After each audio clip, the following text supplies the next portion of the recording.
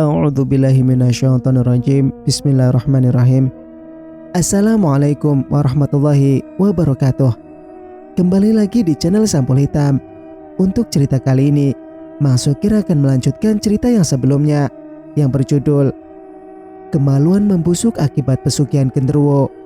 Cerita ini ditulis oleh Novita Jungkook.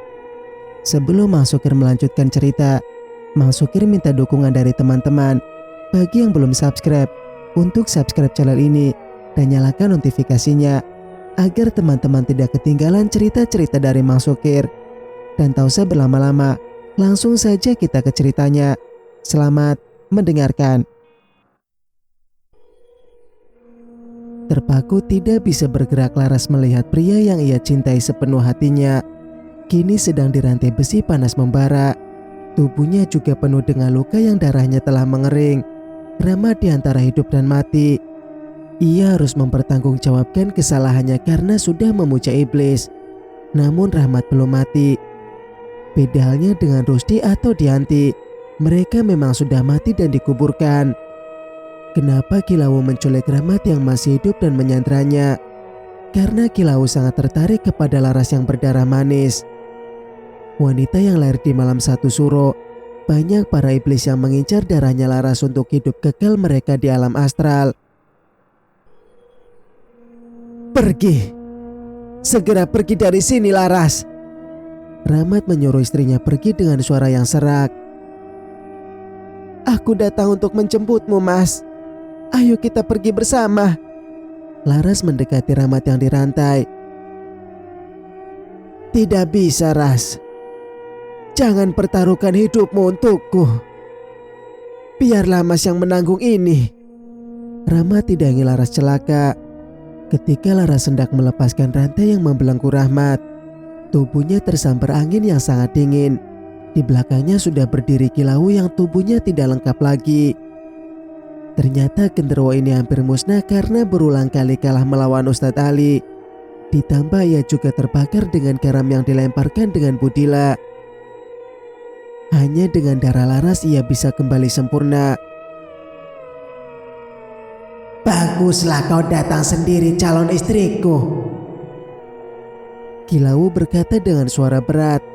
Laras mundur ketakutan karena rupa genderuwo ini tambah menyeramkan setelah kehilangan banyak anggota tubuhnya.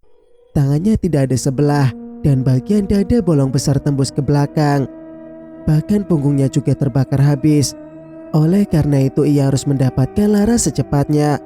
Nyisima sudah tidak ada yang membantu menyembuhkan dirinya. Ia hanya bisa sembuh jika mendapatkan tubuh dan darahnya Laras. Tidak usah kau pedulikan pria tak berguna itu, sayang. Mari hidup denganku saja. Kau akan mendapatkan harta yang banyak dan kepuasan. Genderuwo menjanjikan harta. Lepaskan suamiku. Aku mohon kepadamu, Kilauwu. Laras mendekati genderuwo tinggi besar ini. Aku suamimu. Laras diangkat hingga bertatapan dengan wajah genderuwo ini. Kilauwu marah karena Laras masih menyebut Rahmat suaminya. Ia ingin Laras menerima dirinya. Api yang sangat besar menyala keluar dari tangan Kilauwu dan menghantam Rahmat sampai pria ini menjerit-jerit kepanasan. Laras juga histeris melihat suaminya yang terbakar. Tidak, jangan bunuh suamiku. Pekik Laras. Rahmat terus menggeliat di dalam api yang sangat besar menyala itu. Diiringi dengan tawa genderuwo yang menggema sebagai tanda puasnya melihat orang yang pernah mengemis harta kepadanya kini tengah kesakitan diambang kematian. Api yang berkobar itu ditariknya kembali dan langsung padam, menyisakan Rahmat yang sekarat. Nafasnya hanya tinggal di tenggorokan saja. Laras berusaha ingin menggapai suaminya, namun tidak bisa, karena Kilauwu masih mencegah Laras sekuat mungkin. Mendadak pinggang Laras terasa sangat dingin dari sebuah benda. Ia baru teringat jika memiliki pisau tanduk loreng. Segera diambil dari pinggang. Laras menghujamkan di lengan Kilauwu yang hanya tinggal satu itu. Raungan yang sangat besar menggema dalam ruangan tertutup ini. Laras yang terpelanting juga meringis kesakitan karena di bagian perutnya di pinggir menancap bambu bekas obor. Ya Allah, sakitnya. Keluh Laras mencabut bambu tersebut. Darah mengucur deras dari lukanya itu. Berjalan pun terseok-seok karena menahan sakit yang bukan kepalang.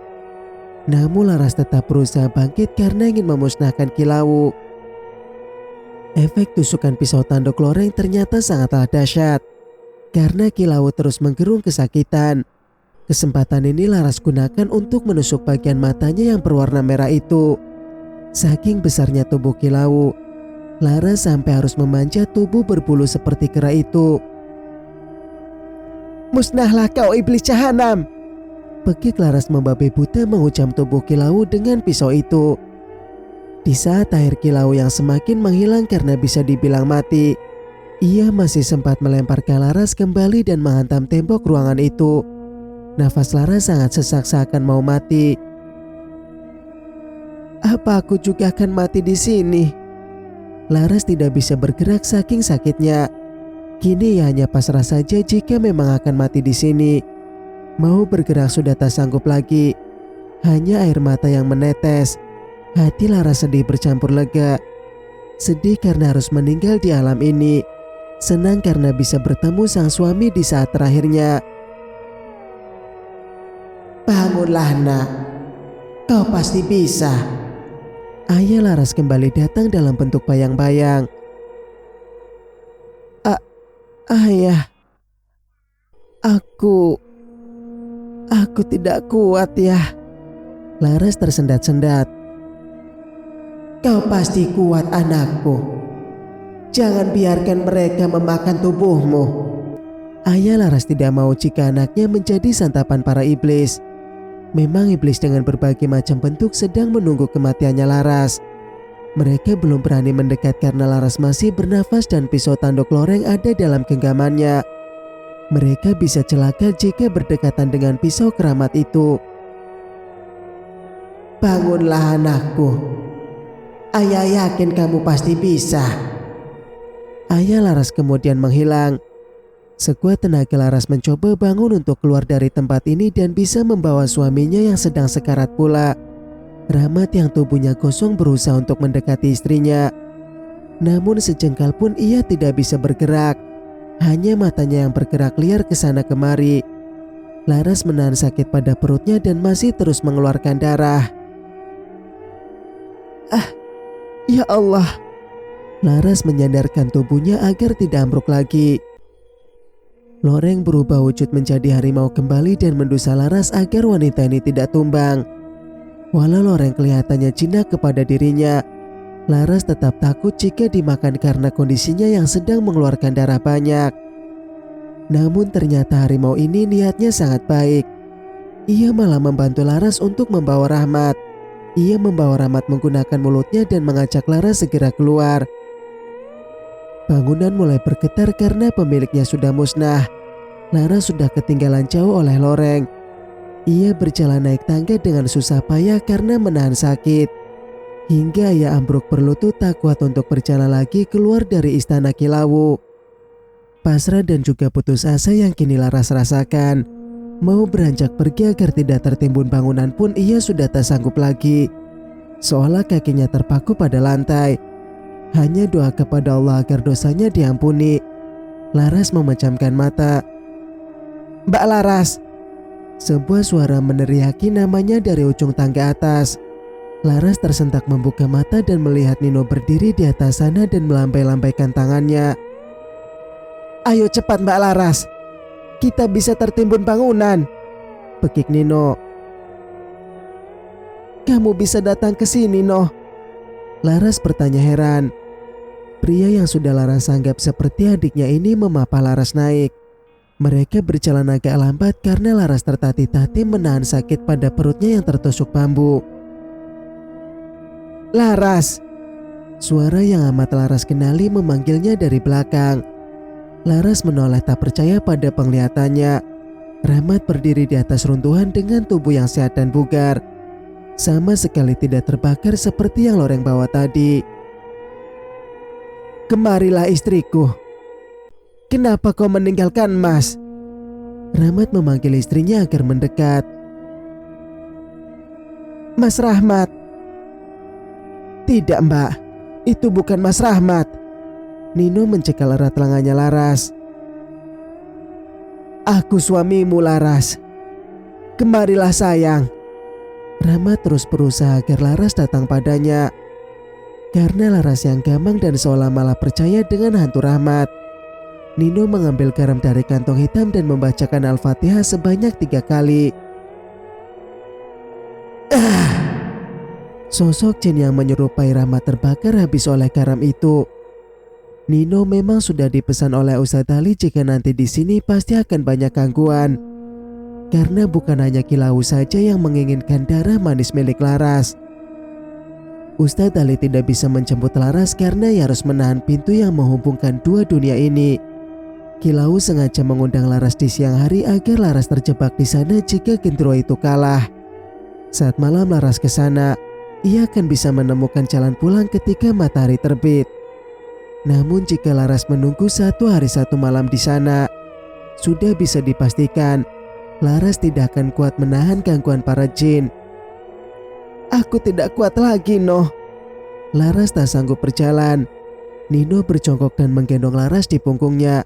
Mereka harus segera pulang agar tidak dikejar jin lainnya. Karena di alam astral saat ini adalah malam hari. Nino berjalan sedikit berlari menuju danau tempat pertama kali mereka datang. Terdengar suara harimau mengaum dengan lantangnya. Tampaknya loreng memberitahu keberadaannya agar Nino dan Laras tidak tersesat.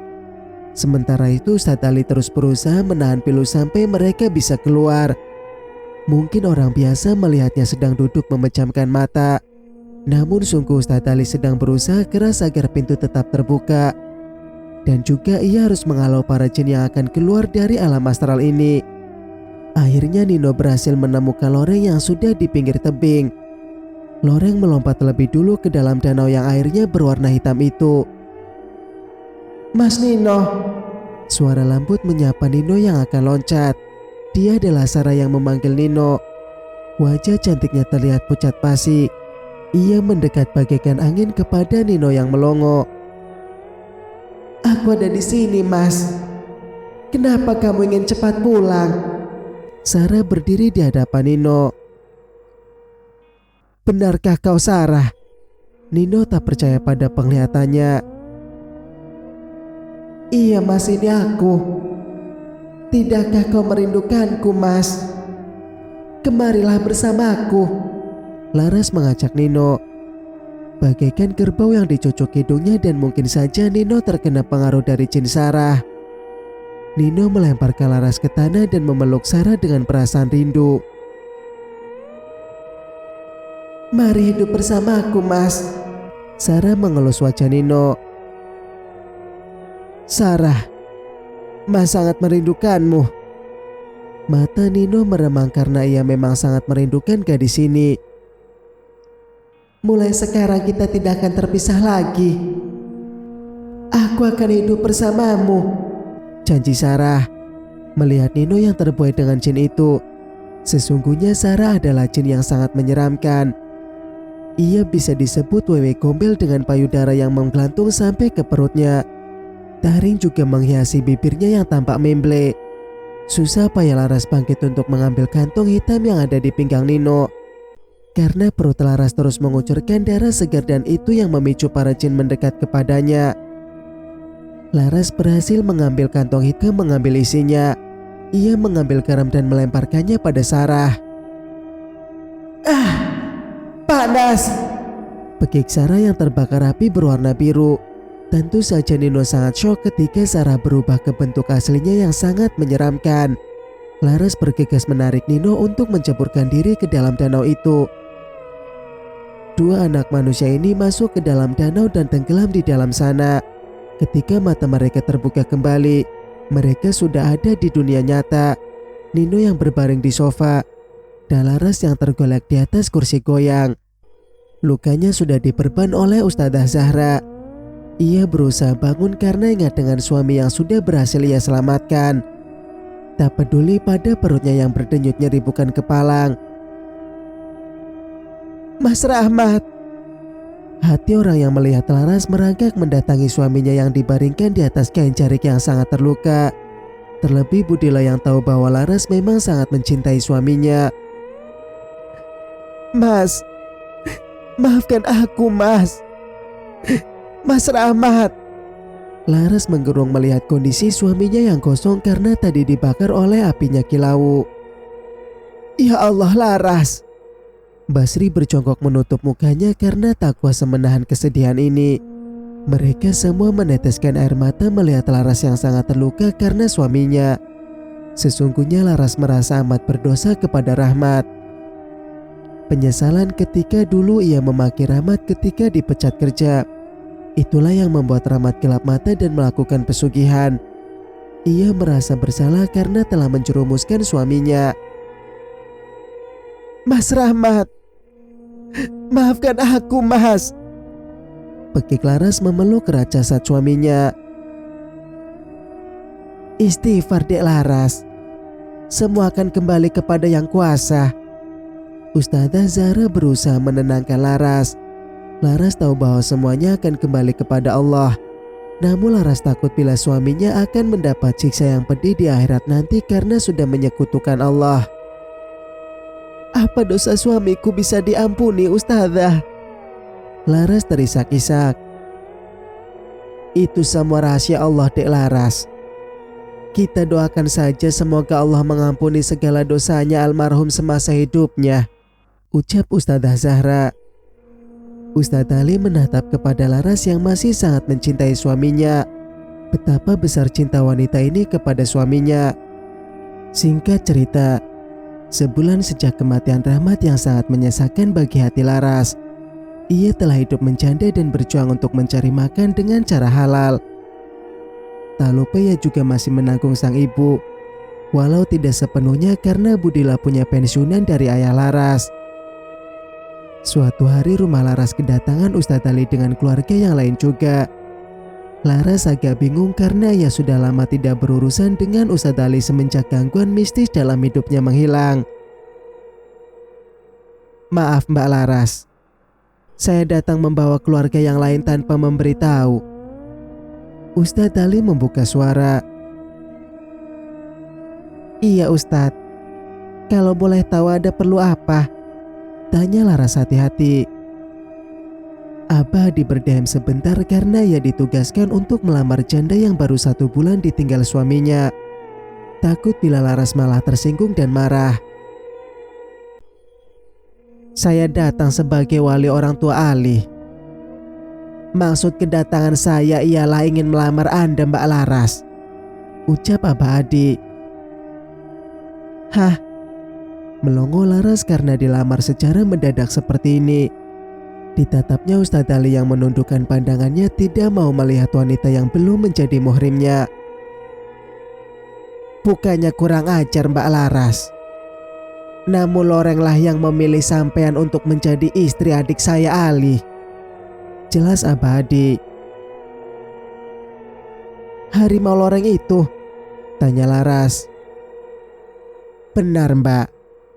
Tentu sampean tahu kan kalau loreng sudah menjelma jadi pisau dan dia betah kepada sampean," ujar Abah Adi. "Namun saya tidak bisa menerimanya. Maafkan saya Ustadz," Laras berkata lirih. "Jangan terburu-buru menjawabnya sekarang.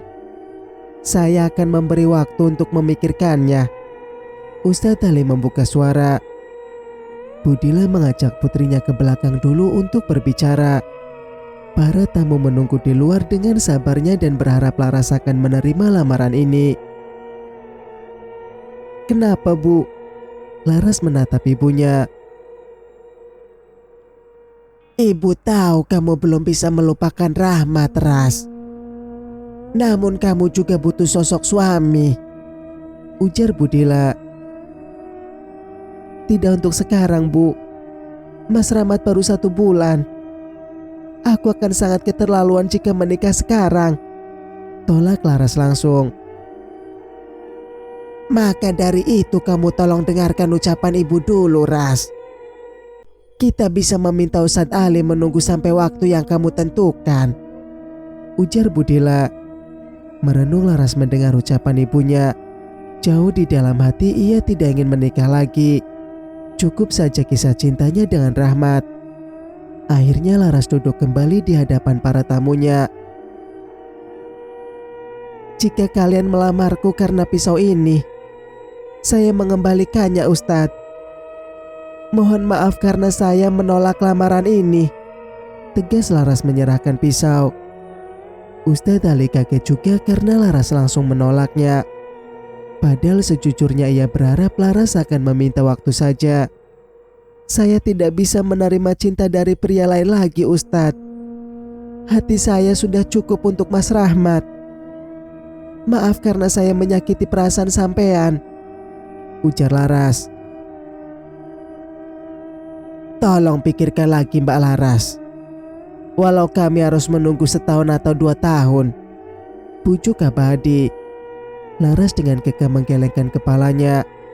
Akhirnya tamu yang melamar pulang dari rumah Laras dengan menelan kekecewaan. Mereka juga tidak bisa memaksa Laras, karena wanita itu memang tidak bisa menerima cinta dari pria manapun lagi. Singkat cerita, setahun berlalu dengan cepatnya bagi semua orang, tapi tidak untuk Laras. Dalam setahun ini ia merasakan hidup yang sangat berat. Walaupun dalam ekonomi ia baik-baik saja, namun Laras menjalani hidup yang terasa berat karena kehilangan sosok suami. Walau dukanya tidak sedalam waktu masih beberapa bulan yang lalu, kini Laras mulai bisa menerima bahwa suaminya memang sudah tiada lagi. Kesepian tentu saja ia rasakan, karena Budila hanya kadang-kadang saja menginap di rumahnya. Mbak mau ngomong apa toh? Laras menatap Mbak Sri. Kamu jangan tersinggung ya. Mbak ngomong gini karena kasihan sama kamu, Ras. Iya memang kamu bisa mencari nafkah sendiri. Tapi kamu kan masih muda toh, Ras, ucap Mbak Sri. Terus? Apa ndak sebaiknya kamu terima lamaran Ustadz Ali saja, Ras? Ujar Mbak Sri agak sungkan. Laras malah tertawa mendengar ucapan Mbak Sri yang membicarakan lamaran Ustadz Ali. Padahal Laras saja sudah hampir lupa. Sebenarnya dalam setahun ini, sudah 4 orang yang melamar Laras. Tak ketinggalan Yanto mantan RT itu. Lamaran dia lo sudah setahun yang lalu, Mbak. Kok sampean masih saja membahasnya? Laras tertawa sumbang. Namun dia akan tetap menunggumu, Ras. Dari banyaknya yang ingin menjadi suamimu, Mbak mendukung kamu sama Ustadz Ali saja, ujar Mbak Sri serius. Aku juga sering ngomongin itu sama Laras, tapi bocah ini tetap tidak mau dengar. Budila ikut membuka suara. Kalau ibu ndak usah didengerin, Mbak. Dia setiap orang melihatku katanya naksir. Laras mengedipkan mata. Namanya juga pesona janda. Lagian kamu kalau antar laundry kadang cuma pakai daster pendek, sindir Budila. Mereka tertawa karena memang Laras hanya menggunakan daster saat mengantar laundry. Kadang alasannya karena terburu-buru dan tak sempat ganti baju lagi. Aku kalau jadi istrinya Ustadz Ali pastilah harus lebih sopan. Keluar rumah pun harus berhijab, ujar Laras. Ya bagus, berarti dia bisa memimpin istrinya ke arah lebih baik, cetus Mbak Sri. Iya memang, tapi dia melamarku setahun yang lalu. Mana mungkin sekarang aku minta dilamar lagi, rutuk Laras. Budila memberikan tanda mata kepada Mbak Sri. Mendadak tetangganya itu berpamitan karena ada urusan. Laras pun mengabaikan dan kembali ngobrol bersama ibunya. Hingga tak terasa telah jam 3 sore. Laras pun bersiap mandi karena nanti selepas asar ada pengajian. Namun pintu rumahnya mendadak diketuk orang dari luar. Tolong lihat, Bu, aku mau mandi. Laras enggan ke depan. Sanalah kamu saja, tolak Budila. Agak menggerutu karena ibunya malah sibuk menjahit. Laras yang hanya menggunakan daster pun segera ke depan untuk melihat tamunya. Ustadz. Laras agak kikuk karena tidak memakai baju sopan. Ibu ada kan, Mbak? Tanya Ustadz Ali menunduk. Ada. Saya panggilkan dulu kalau mau bicara sama beliau, ucap Laras. Sebenarnya saya ingin bicara sama Mbak Laras, gugup Ustadz Ali. Sama saya. Kalau gitu saya ganti baju sebentar. Laras berlari masuk kamar dan mencari baju tergesa-gesa. Malu karena terpergok Ustadz sedang pakai daster seksi begini. Tak lama ia keluar dan mempersilahkan Ustadz Ali masuk. Mau bicara apa Ustadz? Tanya Laras sopan. Ustadz Ali berdiam sebentar karena kikuk mau memulai. Tanpa sadar kalau di pembatas ruang tamu ada dua orang yang sedang kepo mendengarkan. Tentunya Mbak Laras tidak lupa bahwa saya pernah melamar setahun yang lalu. Hari ini saya mengulanginya lagi Mbak Laras, ujar Ustadz Ali. Maksud Ustadz, apa Mbak Laras mau menikah dengan saya? Tanya Ustadz Ali to the point. Melongo Laras karena ini kedua kalinya Laras dilamar oleh orang yang sama. Sebentar ia menelan ludahnya karena masih gugup untuk menjawab. Kenapa Ustadz Ali memilih saya? Atau karena pisau itu? Tanya Laras. Mungkin awalnya karena pisau itu yang memilih sampean. Namun seiring berjalannya waktu, saya akan mencintai Mbak Laras, jawab Ustadz Ali. Apa Ustadz tidak akan menyesal? Saya belum soleha atau bisa dibilang tidak sama sekali. Laras menunduk. Kita bisa belajar bersama. Laras menatap Ustadz Ali yang sama sekali tidak mau menatapnya. Pria ini sangat menjaga pandangannya pada wanita yang bukan muhrim. Saya bersedia Ustadz, angguk Laras akhirnya. Alhamdulillah. Semoga Allah memberi kita kelancaran. Ustadz Ali bernapas lega. Bukan hanya Ustadz Ali saja yang senang. Basri dan juga Budila sangat kegirangan karena akhirnya Laras mau menerima lamaran pria yang sangat baik. Hingga akhirnya hari pernikahan tiba. Sesuai dengan permintaan Laras, mereka hanya menikah sederhana saja karena Laras merasa tak pantas mengadakan pesta besar. Terima kasih ya Allah atas nikmat yang telah Engkau berikan. Kini aku sudah menjadi istri orang, Mas Rahmat. Semoga kamu juga merestui hubungan ini, doa Laras dalam hatinya. Untuk pertama kalinya Ustadz Ali menatap wajah Laras yang memang tampak sangat cantik. Laras menyalami tangan pria yang baru saja menjadi suaminya ini. Rasanya mereka adalah orang paling bahagia hari ini. Mereka berharap tidak akan ada lagi masalah yang akan berurusan dengan iblis. Senyum bahagia terpancar dari wajah keduanya. Kini mereka sudah resmi menyandang status baru sebagai pasangan suami istri. Cerita pun selesai. Semoga cerita ini dapat memberikan pembelajaran kepada kita semua. Dan mohon maaf apabila ada kata-kata yang tidak pantas. Jika teman-teman suka dengan ceritanya, jangan lupa untuk like, komen, dan subscribe channel ini agar teman-teman tidak ketinggalan cerita-cerita dari Mang Sukir. Mang Sukir pamit. Wassalamualaikum warahmatullahi wabarakatuh.